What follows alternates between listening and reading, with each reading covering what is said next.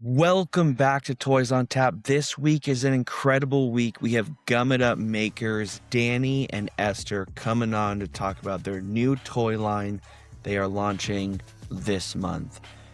It's going to be incredible. You have the makers and the takers. It feels 90s nostalgia. It feels like an animator did it. And guess what? Danny is from the animation background. And so these toys are going to be incredible. The Kickstarter is going to be incredible. If you want to support Toys on Tap and you like what we're doing, like, follow, rate, review wherever you get your podcasts. It helps us get into more ears because Apple values you as the listener. If you want to follow along, you can go on all socials at Toys on Tap. You can do all that stuff, see what we're doing, all the projects, everything we got going on. Lastly, we just finished up with Collected Con, which we absolutely loved. Indie Toy LA, Collected Con, both of those are down. Next, we got Pasadena Designer Con, which we're really excited for in June. After that, we have September, Godzilla Fest San Francisco. Excited about that. The first time that we've ever tabled up there. And we're taking a bunch of the Godzilla keychains, the Lucky Kaiju Claw, new colorways that haven't been seen. We are so excited. And then in November, we are tabling at Designer Con in Las Vegas. We cannot wait. So if you want to come see us, come talk toys, all the cool things, that's where you want to be. Now let's get to this week's episode of Toys on Tap. Welcome to Toys on Tap. Thank you. I got to see you at Collected Con. You were ditching out on us for some reason. It's crazy. I was working on this project. Yeah. And so it was exciting to see you there wearing the shirt, doing all kinds of stuff. And I think that was super fun. I have to share our photo that I took. Yeah, absolutely. That's the stuff that makes a good toy happen. It's like showing up in those spaces. And so I'm pumped that you guys are making it happen. But before we do anything, Okay. Please introduce yourselves, tell us who you are and what you do. Sure thing. I'm Danny Arriaga, and I'm a character designer for Disney. But this project is my baby. This is the first time I get to do something for myself as a character designer. And Yeah, that's exactly it. Who are you? I'm Esther. Esther Ariana. Wife, business partner, production manager, manager, producer. number one cheerleader. So this is that Yeah. person that I've been original number one supporter since day one. Esther's always been like just right there cheering me on, and I couldn't never really share that joy of actually releasing it with her because she wasn't, part of the actual project. But even though she was there with me the whole way, this time she's actually with me, and we're going to do this together. And man, we're having so much fun already. Yeah, no, definitely. It's incredible. It's been amazing. I to say that everybody, all the past that everyone we've connected with, the toy community has been absolutely amazing. Amazing. Just super excited and nervous, all of that, and Yeah.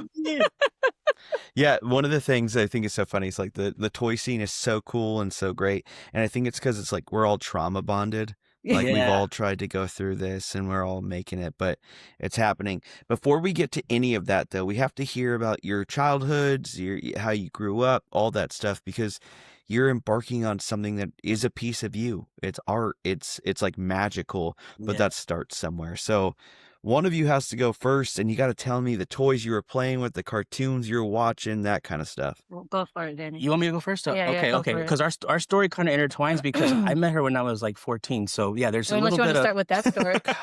Get out of here. Yeah, it's crazy, right? I was like, unless you want to start. But no, I'll start for me, my love of toys, it started since I was a baby, right? Like those of us who love toys, it's just like there's something about them so tangible. You can pretend and just go to a whole nother world, right? When the world was a scary place, like the toys were the safest place you could go, right? And that's how toys made me feel. And to this day, they make me feel safe. They make me feel like someone's there with me. I don't know what it is. It's just the spirit of it, I guess. But I've always loved toys. I didn't think that I would ever make one. Ever. I didn't even know I was going to be a character designer. I thought I was going to have to dig holes and dig gas lines for like my dad, he worked for a gas company for years. What was your favorite toy? But my favorite toy growing up? Oh man, I can't can't pick just one, but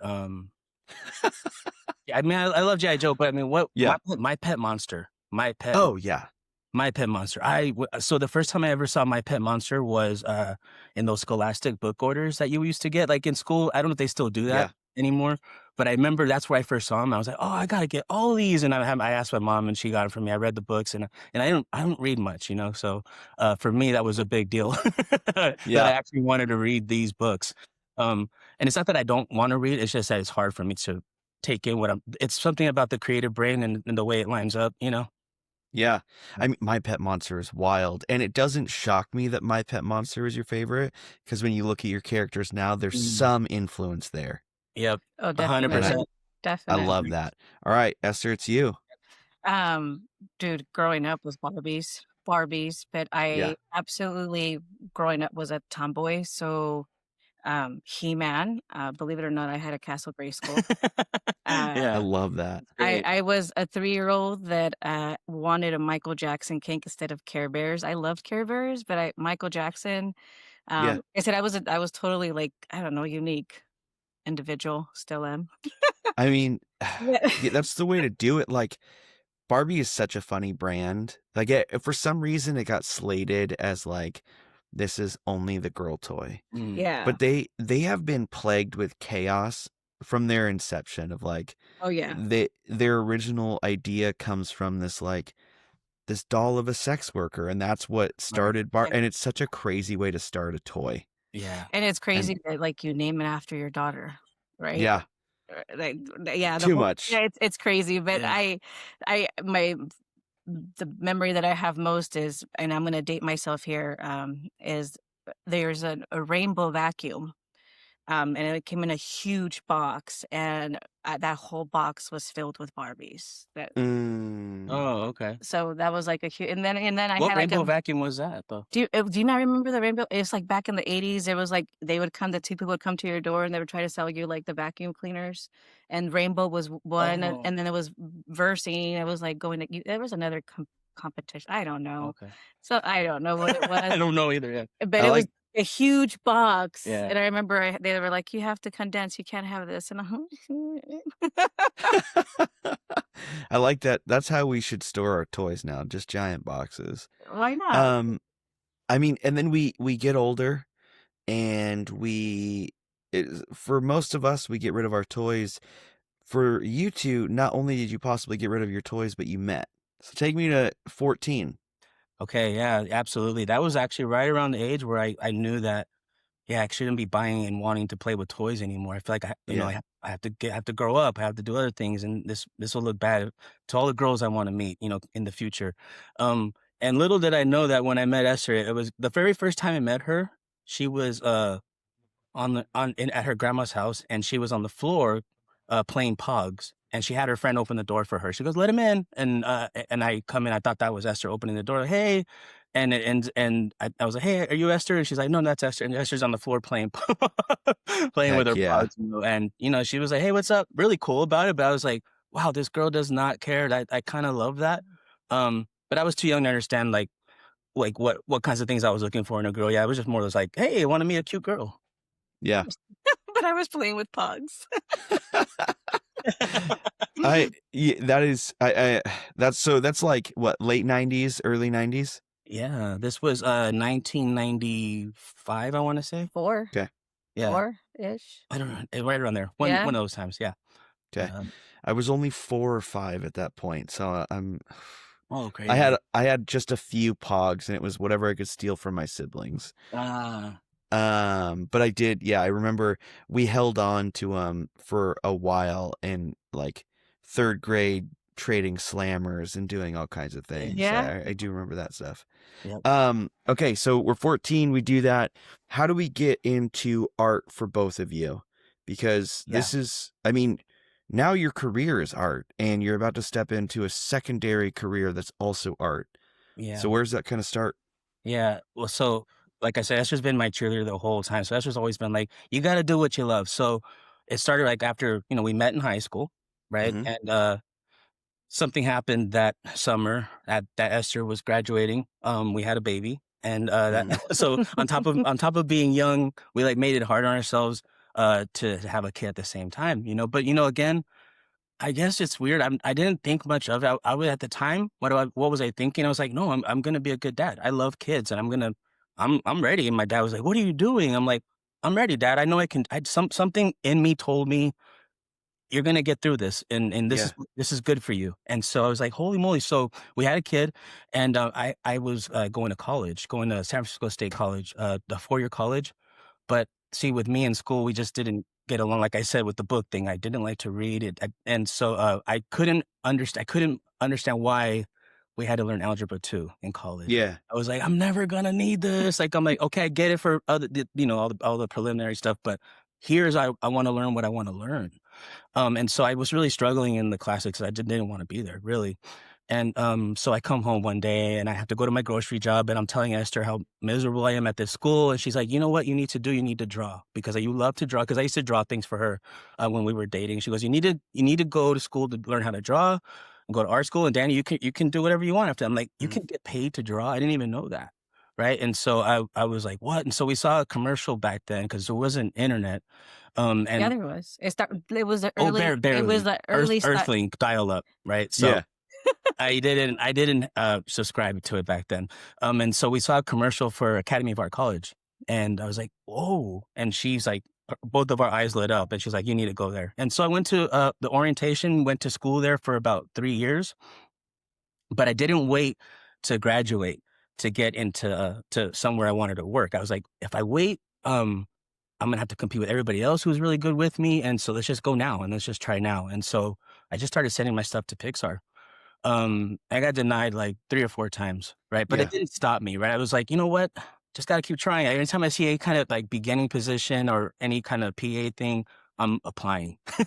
And so yeah, I got a call back after like 4 times, and they're like, hey, we got this temp job for you. It's not gonna be in the art department, but it is gonna be on Monsters Incorporated in the simulation and effects department. And that's the department Heck with yeah. Sullivan's fur and Boo's t-shirt. And so I was like, heck yeah, I'll take that. And it was a 3-month gig. And after the 3 months were almost up, I was like, you know what? I'm learning so much here. I have a kid now. I gotta go fast forward, because I don't have time, so I gotta make things happen. I talked to them at work, and they liked the way that I work too, and they liked my ambition. So they found a spot for me on Incredibles in the art department as a PA. So still wasn't an artist, but I was a PA now with an art background. So they all knew I wanted to be an artist there, but that I still needed to get better, right? And so I would stick around after work and draw. Even though I had the kid at home, had Esther at home, I was like, Esther, I got to hang out late, 'cause I'm going to draw this thing, and then I'll head home right after that. And so A lot of sacrifices, yeah, right? a lot of I Yeah. didn't get to see a lot of my daughter, oldest daughter, growing up, because I was constantly working. And even when Cynthia, our second one, was born, that was like the height of Danny actually picking up an art position. Well, hold on, I didn't get there yet. I didn't get there yet. So I'm There you still a go. PA in Incredibles art department. Yeah. And because they knew I could draw, they had me submit a portfolio when there was an opening on Ratatouille. And so I submitted my portfolio, and then that was a Monday, and by Friday, they were like, yeah, we want you to be an artist here. And it was this flood of emotion, like, my dream job, I love this. I got it. I'm so lucky to be here, and super thankful. Oh, I get emotional thinking about that, because Yeah, it was. I remember. Esther, like I said, Esther's been there since day one, and so that was crazy. We were both Yeah. flooded with emotions. That was really crazy. It was back when you had to find a payphone. Yeah. So that's right. yeah, no, so good times. So Good I times. became an artist at that point, and then from that it was Ratatouille, and then it was WALL-E, and then it was Up, and then Toy Story 3. Yeah. So you just like have shaped my childhood without ever knowing me, which is wild. That's awesome. You said a phrase that I think is it's telling, right? Like when it comes to, because this is more of like a hard work thing and not just a right place, right time. Like you put in the hours, you went to the places, you did the things, which we're seeing in your preparation for a Kickstarter, which we're going to talk about. But like you said, and then I was an artist, and that phrasing alone, like there was something in you that changed, like, and then I was an artist. Right. Yeah. Right. And it's a hard work journey that so you go on these movie, just like nonstop, which is wild. Yeah. Yeah. And were you doing character development at that point, or were you doing like other art surrounding the movies? Yeah, that's a good question. It started out with more props and environments, Yeah. not so Mhm. much character. I dabbled in the character stuff, but I just wasn't there yet to be doing characters by myself. And I could assist in them a little bit, like if they needed some like side view drawings of something, I was more for that. But it was better for me to learn the basics, going into as a sketch artist. They called it at Pixar at the time, and basically you work on environments, you work on props, you work on graphics. It's a range of stuff that you can work on when you're in that department. And I did that on Ratatouille as a sketch artist, and I also did that on Wall-E and Up as well. Yeah, Insane. yeah, Insane. Esther, as this is happening, you're in this spot where it's like we're supporting a dream Yeah. and caring for a like doing all these things. Oh Are yeah. you dabbling in art as this is happening as well, or are you just we're pushing No. Danny as far as we can? It was let's push Danny, Yeah. because it was something that I like I said, number one cheerleader, Mhm. in conversations from growing up, we're big Disney fans, we're big Yeah. Disney adults, yeah, and we used to joke and say that we were gonna retire at Disney and, stuff like that, so I was like, look at this like you said before the internet, so going to the library and, like, reading a book of Walt and, honestly, like, 101 Homemaker Esther became, like, I was all yeah, about the kids, yeah, all about the kids and pushing Danny, yeah. But Esther does have a creative bone in her, right? Like later Mhm. on in your career, I mean, we'll I get there did, too, but you could yeah. talk about your I basically just I dabbled into school. I went to school. I was like, I gotta continue schooling. So I went to Mhm. school, community college and took classes, became a master teacher at a community college and was teaching there for the duration of all three kids until Adriel turned maybe about 4. And then we moved to LA for the first time when Danny it wasn't technically, it kind of worked out, but technically you were not really officially a first transfer from Pixar Disney. It was when Disney acquired Pixar Oh, yeah. Studios. Mm. Yeah, yeah, Um, when that acquisition happened, so I was on Toy Story 3 at the time, and, I mean, so that was actually a fun fact, is one of the first these aren't the first toys I've ever designed. The first Mhm. toys I ever designed were actually on Toy Story 3, and that was Rad. Lotso and some of his gang. Not all of his gang, but, like, the robot guy and the rock guy who has a little spike on the top of his there's head, actually a and post and his happening later on tonight. and his head flip. Yeah. Yeah, his head flips because of a cool toy function that Battle Damage He-Man, does, right? And that's his chest flipping, right? Or skeleton Mhm. well, so I remembered that when I was there, and I was like, "Oh, I gotta get some kind of flipping thing into these toys." And that's when, this guy's name's Chunk, and when he changes one of his expressions in one of the scenes in Toy Story 3, he hits the top of his bike, and his face flips, and then he goes on and saying, "Oh, man, oh, nuts," or whatever it is. Yeah. Wait, oh, yeah, I know it's like this big wide Yeah, character and Yes. yeah, yeah. Yeah, yep, yeah. Yeah. Um, that's insanity. Like you learn what's so crazy in talking to so many artists is that you learn that so much of their lives pour into their work and they like all those skills and things you learned along the way just now inform right, all the stuff you're doing now. 100%. Yeah. And so you guys moved to LA, So which I'm sure that there are really good parts of LA. I'm I mean, sure I of guess it. I guess I should say it wasn't LA. It wasn't LA. It was we moved to correct the location we moved to was actually Wildomar, California. It's near Okay. Lake Elsinore, similar so Lake Yeah. Elsinore is, like, in between LA and San Yeah. Diego, like, then it's that little spot right there. Danny and Yeah, Esther were, these two little Mexican Americans that were chugging that life, and at that time we couldn't afford a half a acre. It was like 3,900 square feet. like, way far out, though, right? Way out there, Yeah. but I was working at Disney But yeah, so in Burbank, so that commute each way was 90 miles, yeah. um, but I did it because I wanted to give my kids a home, and I couldn't afford it out Yeah. there, And the reason that we Yeah. chose that area was because, like I said, growing up, because I have family out there. we had Yeah, we yeah. had family out there, and it was going to be an easy transition. Our oldest was entering middle school, so it was huge for us Yeah, to move her. already moving her from middle school to a new district, and then if I were to move and then find a home closer to Burbank, I'd have to move her again, and it was Yeah. just like lining up your family duties, with the same time with what your work and everything. Yeah, so we Okay. so you toughed that out for almost 3 years? Yeah, almost 3 years. Almost 3 Oh, years? mama. 3 Mm, Yeah. years of yeah. so, what I was saying is, like, I'm sure there's really cool parts of LA. This weekend, we were in a wild part of LA that I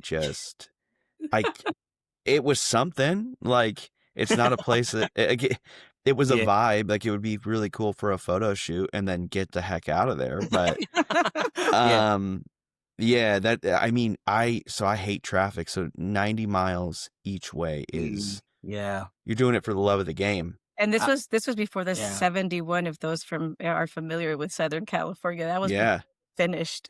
It was Also, it was even backed up because there was construction everywhere, right? So, and then yeah, always, and here in LA, there's always an accident somewhere. And yeah. you're always, worried about that too. It's like a 9 a.m. start, you're leaving at 7 a.m. sharp. Yeah. Yeah. Oh, no, you Yo. leave at 6. Well, I think back then it was 6, yeah. Yeah, 6.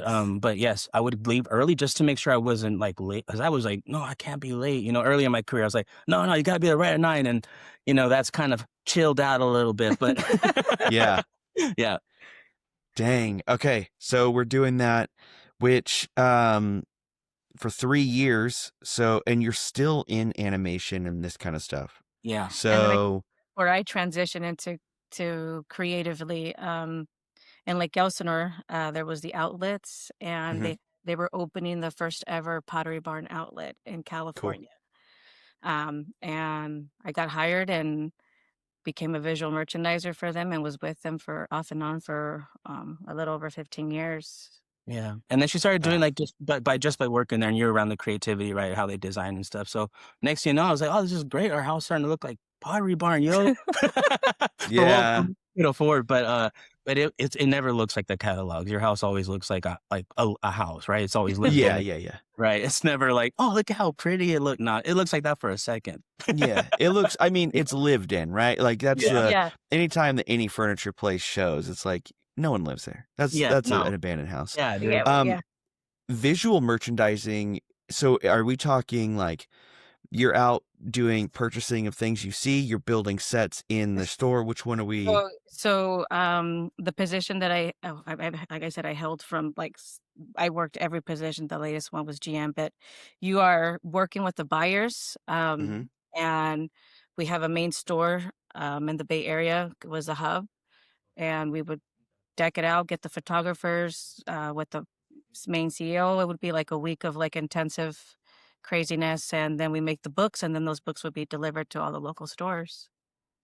That's wild. That's so Yeah, much that's work. like yeah. Yeah. So like a lookbook and yeah, so it was I had so much fun partaking because the Bay Area I was in the Bay Area and I could jump on board and I would participate with the corporate and it was Another thing too, Esther, I would say where her creativity has also, really grown also is she's, been along with me the entire journey, yeah. so like everything that I've been working on as I work on it, she's seen it all, she knows Mhm. every little piece that I've drawn, and she's seen like, she knows what to look for in the design things that I'm usually calling out because I'm constantly paying attention to that stuff. And she's just always like observing what I'm doing. So yeah, Esther, I would say you have a pretty good eye to it, knowing Yeah. what's not working. So At yeah. what point in this creative journey then? So both working, also have a family, something awakens that you want to make your own toys. Yeah. Where Yeah. does that start to Yeah, let happen? me, So yeah, is it okay? super. Yeah, go Yeah, for it. yeah, no, yeah, Super. where it starts for me is, so, you work in the industry, but the industry can beat you up sometimes, you Yeah. know, and it's just part of the job, right? And so in this on this particular show, I wasn't, and this was about, about a little over a year ago. And so, I just was struggling on this show and I couldn't get the style right. And I don't know what it was, but I just wasn't clicking on this particular show. And so I was taken off of the show. Mhm. And that has never happened to me in that way. And so it was kind of like, whoa, man, like that's crazy. Like it doesn't matter what you've done. It's like you got to keep bringing it.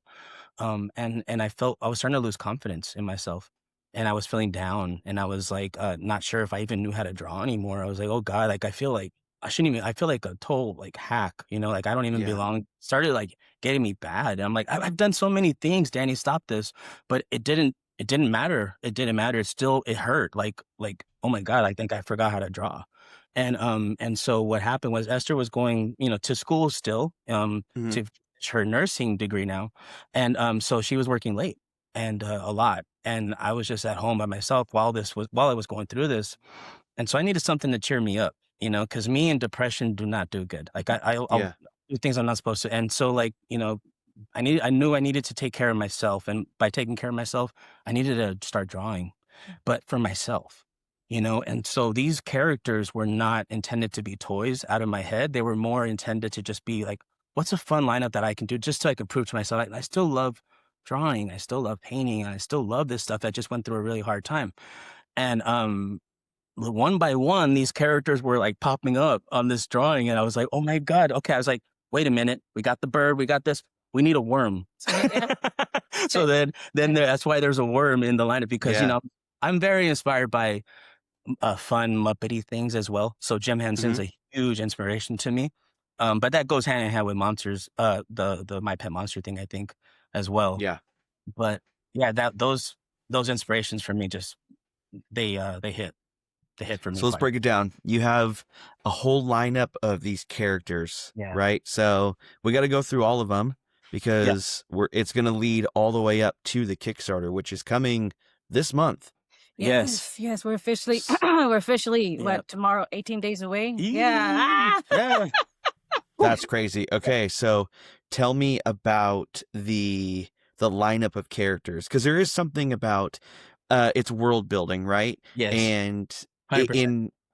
There's a weird mix that happens. So everyone's brain wants to build out a world. Everyone wants to do that. Yeah. And sometimes we create toys where there's no world, right? Like I have the kaiju claw. There is not a world around that. But you chose to do the world building route, and you have all these things that are going into it. So line up the characters. Tell me about all of them. Yeah, absolutely. We have we'll start with the bird.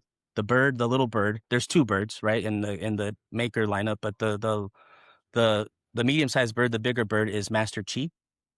He's their Master Splinter, right? So he's the wise one and the one who knows the ancient times and knows the family through ancient times and follows that story along. He's like our Mr. Miyagi. Yeah, right? Yeah, absolutely. And then we have the smaller bird, which is Pio. And then little Pio. Yeah, little Pio. I do have a character description here too, thing that I can pull up, but just from the top of my head, little Pio is like very I would say very dedicated to the team. Will do anything for the team, but can be feisty too. Don't take the size for granted. The very strong, powerful attributes to this little character as well. And then let's see here. We have a Munchie, who is our one of our twin brothers. The other twin brother is the big orange guy, Boobaloo. Munchie's the blue guy. And Munchie is they're like I said, they're twin brothers, and Boobaloo plays like kind of overprotective sometimes. Munchie's more like he's insecure of himself, but at the same time, he feels like there's something more, right? He knows that he can be more. And just to backtrack a little bit too, this world is it takes place with they're monster barbarians that are using the power of the source, and the source is the energy that powers their world. But they're using the power of the source to make things out of this magical gum to help solve the problems of their world, right? So that's kind of like the big picture of what they do. Yeah. That's why their accessories are pink, because it's actual gum. But this gum is not just any gum. It's rare. It's not infinite. So they have to be careful how they use it. But it's as strong as metal, and it's as flexible as gum. Rad. And with the good, there's always the bad. Yes, that's right. Yes, we have. Tell me about the other side. That's right. We have some villains. We have we go for it. Yeah, well, we got I visually can't put them up to show you guys what they are, but I can talk about it specifically. But there's Nom Nom, and Nom Nom is just like beastly kind of, like I would say a little froggy kind of half man, half frog kind of creature, but stands up on two legs. And then we have the other one, which is Coblob. Right, and that's another one. It's like a slithery snake kind of character, kind of creepy. And then we have King Kaka, and we have Queen Mildred, who are they're the real nastiness of this world, right? They're just everything bad. They're energy vampires. And then we have the little green guys. And then the little green guys, which are the Scoblins. That's your army builder. Those guys are gonna come come at you from all angles. Love that. And it's split between the makers and the takers, correct? That's right. Yes. That's right. Yes. Yep. Because you guys put up a quiz and Yes. your boy got Boobaloo, so Yes. I know who I am. I know That's exactly who I perfect for am. you. He's a loving guy. I love that guy. There we go. Yeah. It was cool to see just the build out, right? And we are kind of getting like introduced to these characters as we go. So you have these teams that you're building as she's in school and you're just rocking it. And at some point it clicks over like, oh, this can be real because you're also doing animation. Right. So you have this like, you're being drained from like creatively from every aspect. And then at home when you're alone, like this is the fill up. And so tell me when that turned into something I real. was gonna say what happened was, unfortunately, that situation that happened at work, it lined up perfectly where he had to, not had to, but you know, we haven't taken a vacation in so long. It's been so long. And so long, so he had some hours. So anyways, you took some time off. I did. And that's what, I mean, you fast forward from us moving to LA, we went back to the Bay Area, then you went back to Pixar, then we came back to Disney. So much has happened, but he had that time off, and between me, midlife crisis, was like me too. I was like, okay, what do I do? We're empty nesters. Yeah. I'm gonna go back to school. I could still go back to school. So I'm going back to school to get my RN. And I would come home and he would show me, you know, like he would always be like, Hester, what do you think? And I was like, oh, what if he has this? And then, you know, we would always. We were like riffing off each other. She was giving me ideas like, oh, okay, you don't think that's dumb? And she'd be like, oh, no, not really. I'm like, okay, let's go. Right. And also that's the year also Danny embraced, I guess, being a nerd like me, you know. I've always been a nerd. I did. So I needed something to cheer me up. Like I said, I was going through it. But on my last birthday, I was like, I'm gonna buy toys. Yeah. So many toys, like toys I've just been missing all my whole life, and they're just gonna make me happy. And I did, and we bought some toys. Yeah. Yep. And so and since then though, I just realized like, I just love these things. We gotta get. He started following this, like YouTube, like, you know, finding everyone and just connecting and seeing how great the community is. I'm very much like where I used to be really shy, where I was afraid to like reach out to people, but I encourage anyone, man, just reach out to people. You never know. And so I was just reaching out, and people have been so awesome, you know, including like someone like yourself. You know, we're just so grateful for you guys. This community has been just amazing, man. Like I feel so welcome, and I just got here, right? Yeah. I mean, this community is for everyone, right? And that gets seen in every aspect when you go to shows and when you do interviews, when you talk to people. And just like every community, there's like little bummers in it, but this community is for sure for everyone. So you're drawing these characters, you do this, and then there's a moment like it clicks over, this is what we want to do. And you just continue this world building until when? Because like you made the jump, like had toy sculpts and all that stuff. So like what happened was Danny and I are very instant gratification.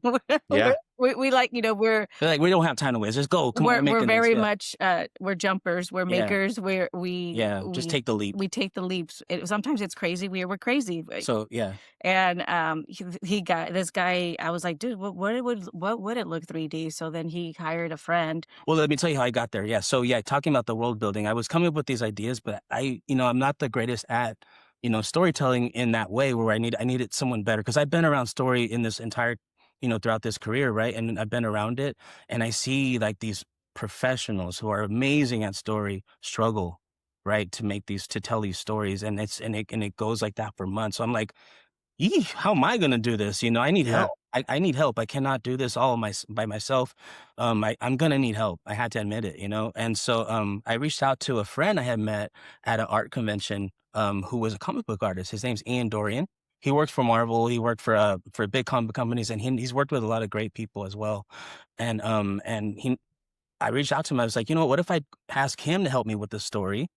and we can do like a little comic book, like how He-Man used to a mini comic book with the characters, like At first, to tell the that was story. the way we were. I was like, yeah, let's just do that. That's a great idea. We'll do that. But then Ian started going through this, and he's looking at it. He's like, Danny, you have something really appealing and very, very fresh that I haven't seen in a while. He goes, but I really want to take this to my friend. And his friend is Vic Dalcelle, who actually was a storyboard artist on the first He-Man series, and ended up becoming a director at Filmation and directed so many cartoons that we know and love as well. You can go on our Instagram and check out everything that Vic Dalcelle has done. It's like so much. And so he reached out to his friend Vic, and Vic agreed to help us, dude. And so between Vic and Ian, they're and our friend Adrian, who's also a producer on this project, between them, they're creating an animatic as we launch the Kickstarter, we'll be able to put a little animatic of the overall, big picture of what the story is for these characters.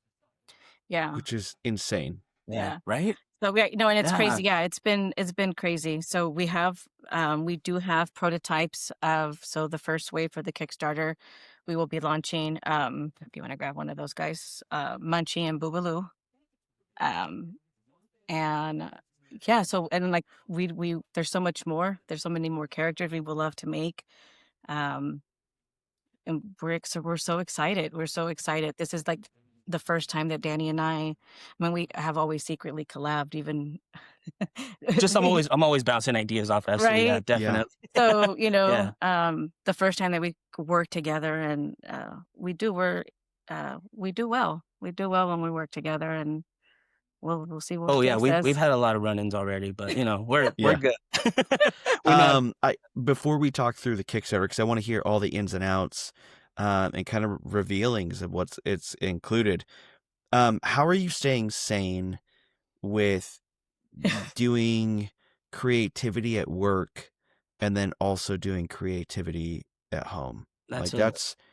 It's not an easy thing to go and be creative and come home and still have those juices flowing. You're 100% right, Abraham. That's a great point. I'm exhausted, but yeah, I guess what keeps me going is that I love this so much that I'm passionate about it. And when I'm passionate about something, I'm able to just commit everything I got to it. So even when I'm tired, I'm going to sit there and still work through it, because it's just a mental state. I feel like I can push myself through it. I will listen to my body when I need to, but right now I know it's time to push, because we're right there. The finish line is right there.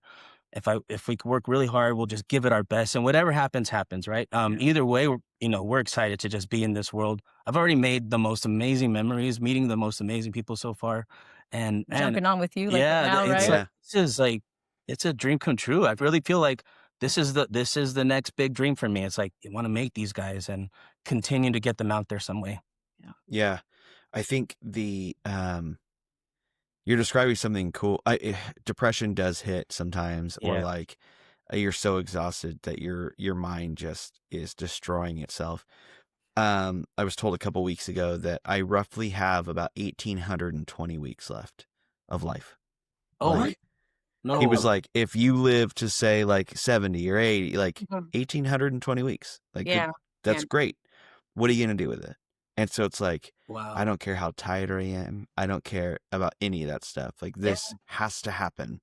Yeah. And it's like going to the shows, and like you go in, you set up, you do all this stuff, you meet up with people, you have meals and check in with other creators, you come home, and it doesn't stop. You don't get to just take a day off. Like, you gotta keep going. No, that's what happened, is that we coming home seeing this. I was like, and I'm always Danny's number one cheerleader, so he gets tired of hearing me all the time. So when Ian and you have Vic coming in and other friends of ours in the industry saying, hey, this is really cool, Danny, go for it. You know what's cool too is, like, a lot of times I've had friends also doing personal projects as well, like making short films and stuff. And it's hard because they've had to spend a lot of time away from their families, right, to make those projects come to life. And in this case, I'm very lucky because I get to do this with Esther, right? So we're doing this together, and so what a cool journey for us both to be on. After all the crazy things we've done, like the jumps we make, we just do it.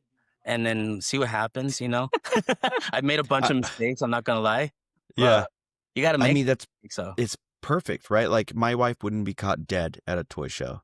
Like she's a hyper I introvert. understand. Yeah, she doesn't want to deal with toys, doesn't want to do that. She, on the back end, what people don't understand is like when we do Kickstarters, once the toys arrive, it's that weekend, everything has shipped.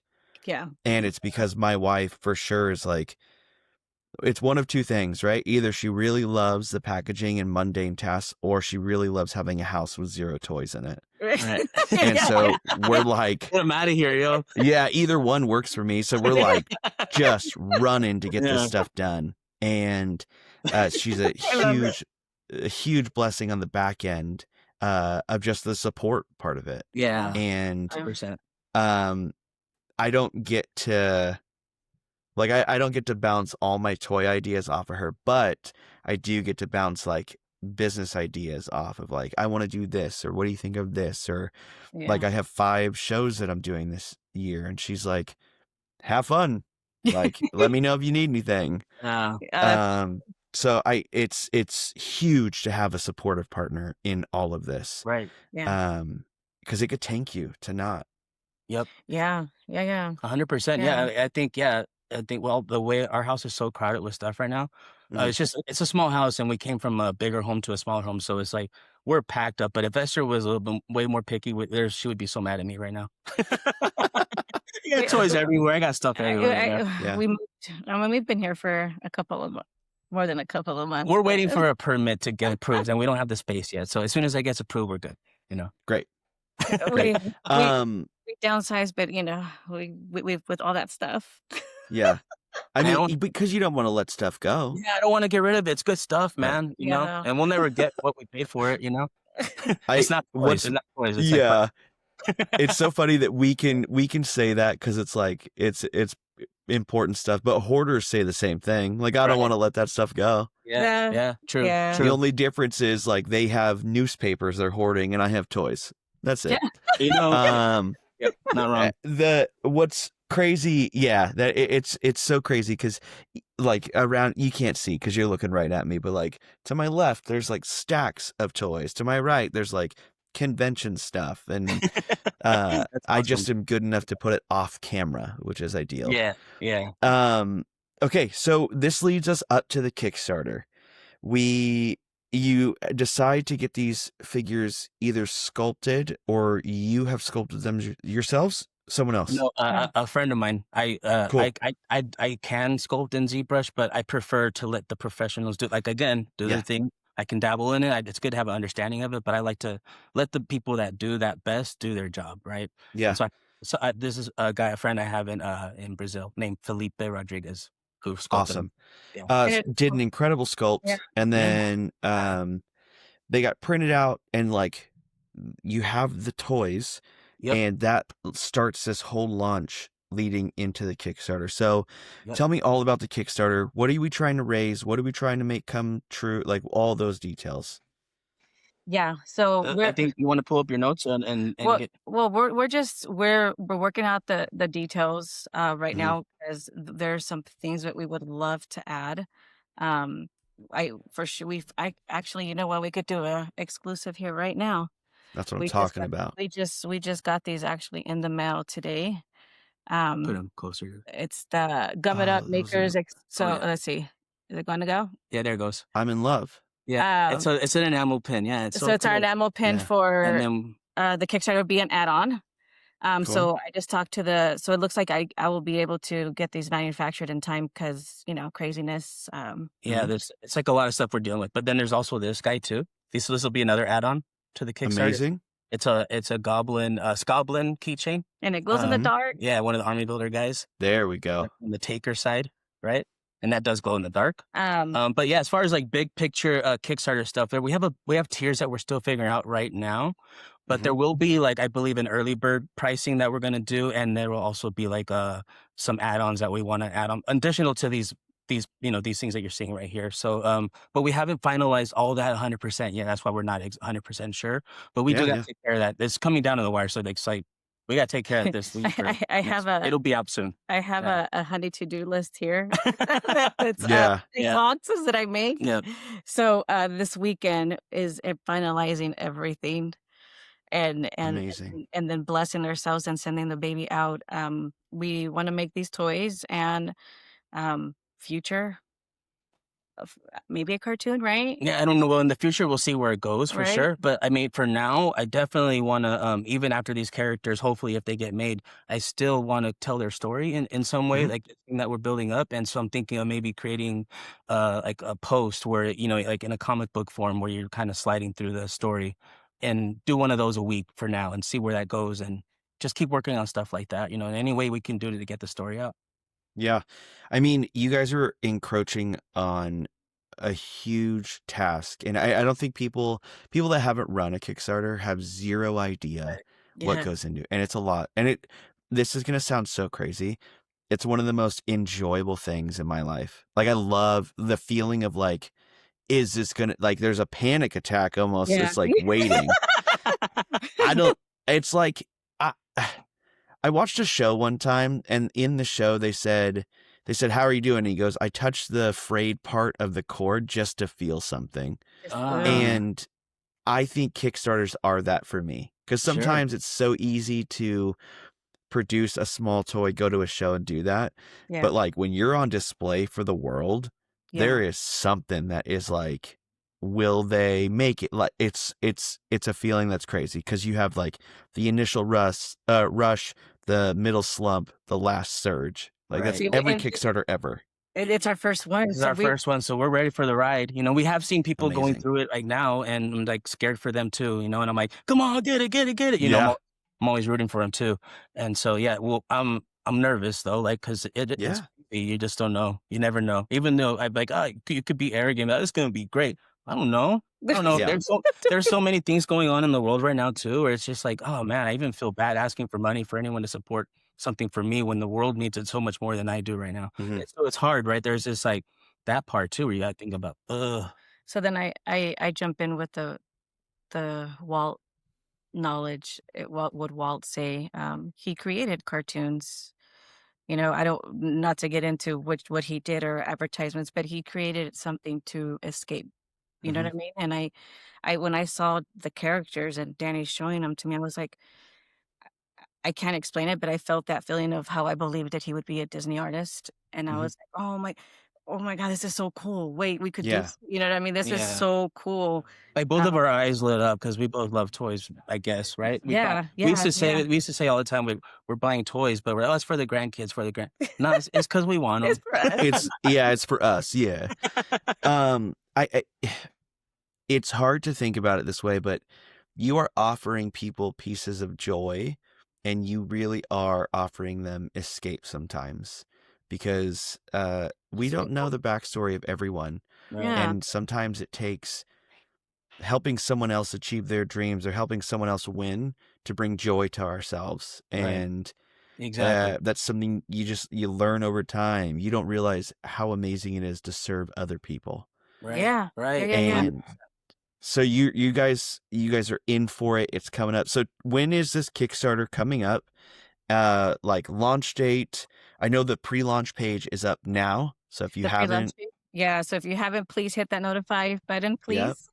And so right now, May 19th is the launch date, but Mhm. hit that notify button because, Danny and Esther. We're kind of like going back and forth. Do we do it? Do we do it? But May 19th is a day like we're digging right now, I guess, as Great. of right. Yeah, it's always been my 19th, but we're crazy. We might just pull the trigger before, I don't know. Yeah. That is it. That's the second you click. So when you launch it, you click a button, and Yeah. it almost brings up a screen that's like, "Are you sure?" Oh no. Bad. Yeah. I Just can't stop. remember. Every time I've done it, I can't remember. It's like you click it, and then there's another button you got to click, and I don't remember what it says, but it always Yeah. feels like ready. Yeah. And so, no. Well, here you go. Here's the clock. See, yeah. Yeah. Okay. Yeah. So, I mean, have champagne ready. How long's the Kickstarter run for? I always say superstitious. What is it, Esther? 38 days. 38? Oh, 38 days. 38. Yeah. 38 days. Okay. What's 'cause I the in between 30 and 45? What happened? Why the 38? Because we're superstitious, like I said. She plays with numbers a lot, and she's like, Okay. It's got to be this number after this. I'm like, No, we're big Sure. Giants fans. We're huge. I'm a huge Giants fan. My birthday's on the Yeah. 28th, which is Mickey. There's a lot, right? There's a there's a lot lot with of 20 personal with things. 28. Yeah. So Cool. Yeah. I don't know. and I worked my tushy off, so I get to pick the number. Okay. There you go. She does. Yeah. I won't lie. She takes care of all like the Kickstarter stuff, all like the posting stuff. And Esther's been such a huge help in that way. Which getting all that stuff ready and making sure it's all right. And like, you don't want spelling errors. You want all the tiers to function correctly. It's a lot. It's a lot. That's what we're doing this weekend. This weekend actually is like I said, is the finalizing. tiers, like you said, for the finalizing the tiers and stuff. I figure out exactly what's going to be where, because there's some things we're kind of moving around. Like, but I'm like, I'm very like straight to the point too. So I don't know if I do. I just want to like just keep it simple. Keep it real simple, especially for our first time. Like, don't get too complicated with the tiers and stuff. So I don't know. What's your advice? I think so. There's two things that I like to tell everyone that starts making toys. It's like slow down and keep it simple. Yeah. Right. Because there's this, you get, the adrenaline is so real that you just like, I want to go, go, go, go. But there's a lot of buildup that has to happen before that pressure keg just pops. Right. And then keeping it simple is so ideal. So like, I think we talked about this a little bit when we talked through Kickstarter stuff. So it's like, don't, I got this advice from a guy named Scott Cherry, Barbarian Rage. So he like, I'm big on like, I want to offer all kinds of things. I want to go crazy. Right. And so when we first launched our first Kickstarter, it was like, I want posters and keychains that are huge and like all this stuff. And I remember him saying like, okay, cool. Like you've doubled your shipping materials. Right. Like get things that fit in the box. Like if you do a print, make sure it's only the size of the box. If you do something, make sure it fits in the other box. Yeah. And it like, sadly, it scared me off to where I just did stickers. Like I got real nervous. Oh, but boy. yeah. But I think it's a good idea. Like there's things like that. Like that keeps it really simple. You can have one, or because you guys are doing all the shipping, right? Yeah. Yeah. We do. Yeah. Have so prints too that we actually took your advice and we're making sure they're going to be all that same size, like you said. That's a great point. Because like you go to Uline and you're like, oh, I need this many boxes, and you have to order in bulk for it to really count towards a discount. Yeah. You don't have to do that twice because you have something that doesn't fit in the original box. Right. Yeah. Right. Exactly. I'd rather package everything safely, check everything off. Like I said, I've wore many hats. I was a GM. That's the I will say shipping is the worst part. I'm a pretty, I mean, after COVID, I became an expert at shipping, especially from the store. It became, everybody wanted an online shop, and that was the only way to do it, right? So. Yeah. So there's two things that are coming for you guys that I'm going to prep you for so that everyone can listen. Okay. One, collecting addresses from everyone. Yeah. I'm trying to send you a toy you paid for. Yeah. Give me your address. Yeah. Like, I know you want it. Right. And so I've gotten to the point where I will wait, I think, a month. And then whoever I still can't get to, they get a refund. And what's really funny is that refund, like, it shows up as a notification. So they're like, hey, can I still get the toy? Oh. Absolutely. You just got to pay again. Yeah. Like it was just for me to trigger you. I see. Yes. Yeah. Because they're not getting the email or they're not whatever. Gotcha. So that one, that is already a hassle. Yeah. God. That's crazy. Yeah. You track it down as best you can. It's a hassle. And then the second one is when you ship, you like on Kickstarter, if you're doing it all yourself, you export and download the address. It's like a CSV, but it's like if you were to actually print it out, it's massive. It's huge. Yeah, and so digitally, it's like way smaller. Yeah, but it is everyone's info on everything, on what they spent, and you have to go line by line. Oh boy! And it's like he's thinking. He was like, "That's just got it." I was actually going to think. And honestly, so which is perfect, right? So I'm the one that does that, and my Okay. wife packages and does that. So Okay. it really is a team thing. If Perfect. you Yeah, have that like can work. a label printer, which you're gonna need for Yeah. sure, Yeah. you're the one typing into pirate ship or whatever, all the address. As Yeah. she's packing it, it prints out, done. Nice. Oh, I'm Yeah. really good at Nice. giving directions, so. Oh, right. I'll do it. Yeah, let's do it. There you go. I'll put the kids to work too.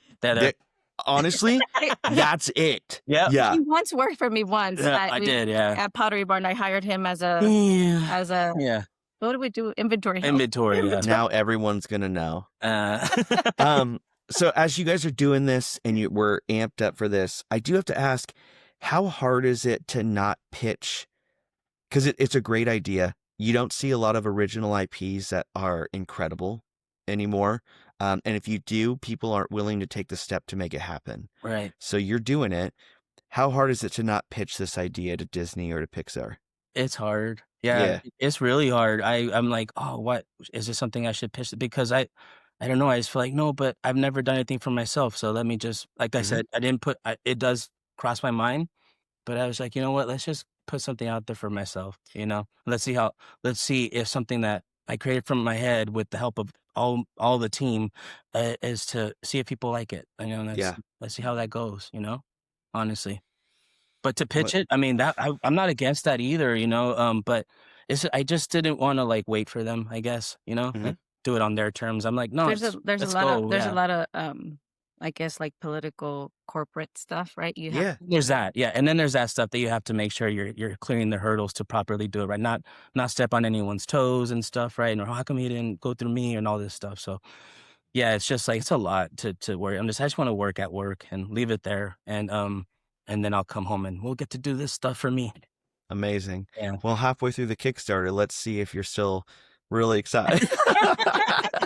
I'll be like Abraham playback. Yeah, honestly, it is fun. And if there's ever a moment where you guys are like, we just want to talk it out, I don't even have to respond. Like, I'll put it and you just say whatever you want. It doesn't matter. Yeah. Like, I think that people need spaces. So Mumbot, she just did one with Clutter and Girl from the Forest Floor. And I periodically would just check in. Like, how is it going? How do you feel? Right? Yeah. That's awesome. And so it was cool, and like we got to interview her at Collected Con, and to just like you just ask it's a very subtle question, like, how are you feeling? Yeah. And it just, you start to unload stuff of like, well, I'm anxious, or I'm this, or this is happening, what do I do? And it was cool. And then to see the excitement as she's going through the interview and holding up the prototype and the packaging, and so we're so excited. Danny just finished up the package. See, all this is, I mean, it's like I've had to do a lot of it, right? Like the design work and stuff for everything. It's a lot. But you know what's crazy is, like, we were talking about my career path earlier, like my path to, what I did, eventually became a character designer. But, doing the graphics, doing the environments, doing concept paintings, doing all this other stuff, it really did train me for what I'm doing now, because I'm able to take all that stuff. Like some days I'll have to do a concept painting of what this scene looks like, just to kind of show this world a little bit. You can also, because I'm a very visual person, and so I like to show people visually of what this world looks like versus just telling them. And so that's why I knew I wanted to do these pieces, but I've been able to do that. And then the graphic design, because I've done graphics as well, I'm able to, like, oh yeah, I could just use that format I used then, and I'll put it together like this. And, doing vectors versus, technical stuff, right? Like which way, what's going to give you a better result, right? Yeah. And you are the ideal, just so this team right in front of me is the ideal team, right? So when I help people create stuff, there are times at which they're not a sculptor, they're not an artist, like they're an artist, but like not the type that I need for the toy making part. Right. And so like I have my team that I like, okay, I need to go to my guy who does package. I need to go to my guy who does this. But you guys are the duo that's like, we're figuring it out. Yeah. You have all the skills, which is ideal. And so I'm pumped to see this happen. I'm pumped to see that this is even a possibility of reality. Yeah, exactly. That's exactly it. That's it. It's like we have a chance, And I'm so stoked for that chance, and I don't know what's gonna happen afterwards, but I'm excited. I'm ready. Let's go. If you had a heart monitor on me or a pulsator, you would my heart's probably beating right now, like over 100. It's exciting though, right? Yeah. My therapist said, Esther, it's not scary. It's excitement. It's the same. Yeah. It's the same feeling. It's just excitement. Because the hard part you have to have is like monitoring things too. So it's like, it's like once you launch it, give yourself 1 hour to watch it, right, and then not looking at it, close it, and then it's like because it's out there, it's happening. right, Like day one, it's like let it be, let it breathe. Yep. And but like give yourself 1 hour, see the numbers rise. It's fun. It's a fun little thing. And then every day, Mumbot had a piece of advice that was really cool. She said every day she would reach, like she had like 20 or 30 people that she would reach out like directly, like, hey, this is happening. Like here, if you can't support, here's something to post. If you can't do this, here's this. Yeah. And so nailed it. That's great. Yeah. Good for her, man. That's awesome. Awesome. I love that. Yeah. So I can't wait to see this. I mean, with all this coming up, we know what's coming. Are you guys doing shows this year as well, bringing these prototypes in? Absolutely. Yeah, so we will be exclusively at Motuniverse in Torrance. Redondo Is Beach. it Torrance or Redondo? Well, it's technically in Torrance, but yeah. Yeah, so say Redondo Beach, but it's in Torrance, California. Cool. So that's Motuniverse, and then what else? We've reached out to a few cons and stuff just to see if it's not too late. So I don't know if it's going to be too the late. Pasadena for the designer con. Designer con. Oh, designer. Yeah, that one's filled up so quick. Yeah. Yeah. So even if we don't, we will obviously still be there. So sponsoring, passing out some stickers. Yeah, we're always going to be somewhere now. Yeah. We just have to keep learning, I guess. Yeah. Yeah. Absolutely. There's that one. I mean, Las Vegas Designer Con, which is massive. That's happening. For Pasadena, come do a booth takeover with me for a couple hours. I'll clean my stuff off. You're so awesome, man. Because it's we don't get full booths at Pasadena. Everyone gets a 6-foot table. So it's like 350 of us, and it's all like across the board. It's an equalizer. We're all down to where we started. So crazy. Yeah. So come awesome. Take over, or like at least half of it. Do something for a couple hours. I would love to come just hang out with you. So I'm down. Sure. Yeah. I'm in. Yeah. We'll connect. Branding. Yeah. All that stuff. Because I don't want, because that one was open for anyone who, like, first and foremost, who did Las Vegas. Right. And then it like was open to there's a wait list I've heard that's I emailed them. That's how you get back. I emailed them about Vegas, and I still have yet to hear that's probably why. So. We're probably like way at the bottom of the list. So after this, I'll send you someone to talk to. Okay. Cool. Sweet. Thank you. Okay, so with all that, I mean, the last part of the podcast, you get to plug everything. Tell us where we can find you, all that stuff. So please plug away. Do it, Esther. We're on Instagram. Gum It Up Makers. Gum It Up Makers. And it's gum_it_up_makers. Makers, yes. You could follow the Gum It Up Makers and process then our Kickstarter. Our Kickstarter, the links, everything's linked in our Instagram. I also have a Facebook that is just a Gum It Up Makers Facebook page. Mm-hmm. And that also has all the links attached for easier convenience. You could also go to our website, www.gummitupmakers.com. That's where you could find the quiz of personality. Oh, yeah. Please. Yeah, take that quiz. Yeah, if you want to see if you're a maker or a taker, yeah. Again, you have or see if you're better than me. It's fine. Yeah. For those that sign up for our email, or you get a high-res version to color. Cool. For Munchie. For Munchie, there is a PDF preview. Yeah, that's a fun little treat. But go follow our Kickstarter. Yeah, hit that notify button on that Kickstarter link, and here we go. Yeah, amazing. Thank you guys so much for coming on Toys on Tap. Thank you for having us. Oh man, you're awesome, dude, and we just appreciate you so much, man. And thank you to everyone out there listening too. Yes. Thank you for listening to us as well. We appreciate you.